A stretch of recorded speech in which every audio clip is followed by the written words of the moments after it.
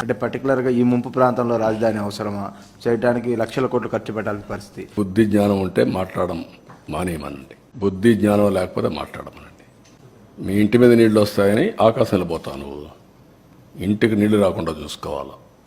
ఇంకొకసారి మాట్లాడితే ఆ నాలుకలు తాళాలు వేయాల్సి వస్తుంది. ఇదంతా మునిగిపోతుంది, ఇక్కడ రాజధాని కట్టడానికి లేదు, ఈ రాజధానికి పనికిరాదని వరల్డ్ బ్యాంక్ కూడా యాక్చువల్గా వాళ్ళు నెగటివ్గా ఇచ్చారు, ఇది పనికిరాదని. ఇంకొకసారి మాట్లాడితే ఆ నాలుకలు తాళాలు వేయాల్సి వస్తుంది. కష్టాలు ఎలా ఉంటాయి, నిజ జీవితంలో కష్టాలు ఎలా ఉంటాయి నేను చెప్తాను, నువ్వు విను. ఈ రోజు నువ్వు ఇంత మీడియా సోషల్ మీడియా యుగంలో కూడా అమరావతిలో ఒక వాగు పొంగిందని గాని, అక్కడ ప్రాంతం అంతా మునిగిందని గాని, ఈవెన్ హైకోర్టుకి వెళ్లే దారి లేక, సెక్రటరీకి దారి లేక 2 రోజుల పాటు పనులు ఆగిపోయినాయి అని గాని, హైకోర్టు చివరికి ఆ నీళ్లలోనే జడ్జి గారు వెళ్లారన్నటువంటిది గాని, చంద్రబాబు గారి ఇంటి దగ్గరికి నీళ్లు వచ్చినాయి అని గాని